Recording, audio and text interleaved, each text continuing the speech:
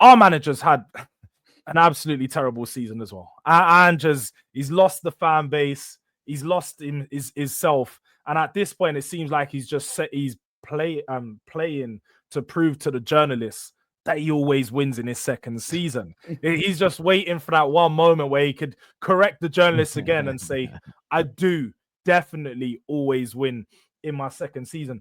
Do you guys think that, I suppose from an outside point of view, because you guys had it last year, you know, Ten Hag didn't have nowhere near as bad as a season as Ange's having this year, but had a fairly bad season on Man United standards, but managed to win a trophy, so brought himself some time. Do you think Tottenham should go about it the same way, or should we learn from what happened to you guys last year and ultimately sack him for his league performances, whether he wins the competition or not? Okay. You want to go, Terry? No, you go first, mate. Go on. Yeah, I think I think this season shows that as much as if you do win a trophy, it needs to go, because one thing with Man United, I can say is like, okay, cool, our manager's not done well, but our squad is crap. Like we can all say our squad is rubbish. With Spurs, though, and I've been saying this, and I will keep saying this, your squad is definitely not that bad. Now, your squad is definitely not a 16-player squad. You've got some very talented players in there. And if you guys if Levy actually invested, you guys could be a team that's always challenging for top 6 and top 4 and maybe challenging for, again, more trophies than you are now. So I believe you got a good squad, but the manager has just lost his head this season. I don't know why. I don't know what changed. You probably could tell me a bit more as a Spurs fan what's really happened in the season, but for some reason, he's just lost his mind. And when managers get what I call manager head loss, where they start fighting with the fans, when they start just giving really strange passive-aggressive answers to journalists, for me, that's when I know, like, yeah, they're done. You know what I mean? They're done at this club, because it just doesn't seem like the guy has got everything together to lead this team into the future. So yeah, I think there are many managers out there that would look at Spurs and your squad and be like, yo, like I could do plenty with this. You know what I mean? I could definitely do plenty with this. So yeah, I think if you guys sack him, or if he leaves with or without the Europa League, I think that'd be good for Spurs, and it'll just be then down to who you guys get. You've been linked to many people, like not Allegri. Inzaghi is the funniest one I've seen you guys linked to, but I saw that link one time, and I started pulling Mo's strings. When you lose the league, we've got that ball. He did not like it. But yeah, there's a plethora of managers, I think, that would be willing and available to join Spurs. So yeah, I think strike while the iron is hot, especially after a Europa League win. Go and get that next guy to hopefully take you to the next level. Yeah, league form is everything. And although, again, you know, I said about 10, 15 minutes ago, everyone tries to play Mr. Reductionist and be polarized. Well, you want to give Amorim time, but you're not going to do the same for Big Ange. Well, Big Ange has been there 2 years. Big Ange has had, on the squad that he has got, there's been the better part of £500 million spent on that squad. And you're sitting 17th in the league. Where I have sympathy is I don't think your club has bought the right kind of players that you need. I don't think the squad building has been good, and I'll keep that same energy. But my view on Ange has been the whole time, it's a marriage made in hell.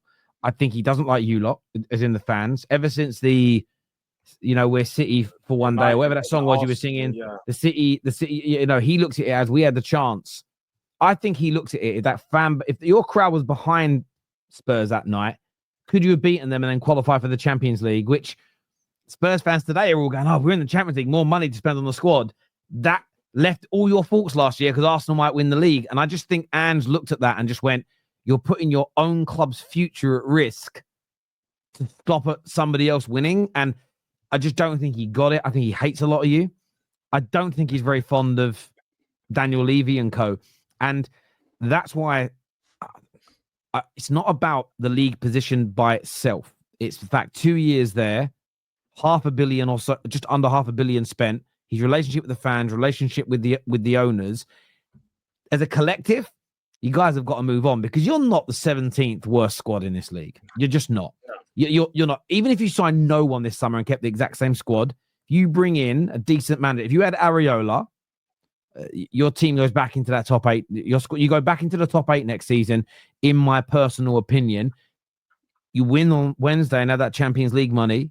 Add more to this squad, and I'm not saying you'll be a threat and you're going to win the league, but you'll be right up there in that top space again. You're not as bad as your league position suggests, and I just think there is such a disconnect there. So for me, you guys, you could win it 5-0, you could lose it 5-0. I think if your club's sensible, you Frank Ange, you do the bus parade, you do whatever you guys are going to do, and then you let him go. That's my view if I was a Tottenham fan, because I just can't imagine how it's going to be that much better next year. I think it'll be better because you'll spend money and you'll have a better team. Yeah. But I think there's something broken, if that makes sense. It's like you got a mate, him and his girlfriend. You're like, oh, you guys have just got to break up. You know what I mean? They're out on a day out. Yeah. You hate when they both come out together because you're like, oh, once one of them's had a drink, it's going to go off later and ruin the night. That's how I see you guys. You know what I mean? I don't even think he's a bad manager and coach.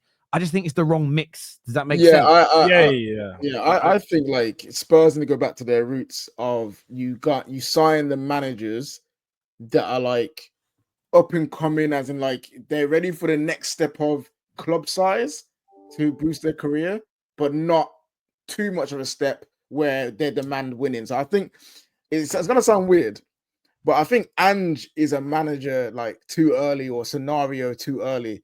He should be coming in at this club when you guys are like fourth, like third, like when you're pushing. Yeah, because he's used to that whole thing of I just win. And you know what I mean? And he's in that mode, and he probably is clashing with Levy, saying, "Bruv, I'm ready to win things with this club.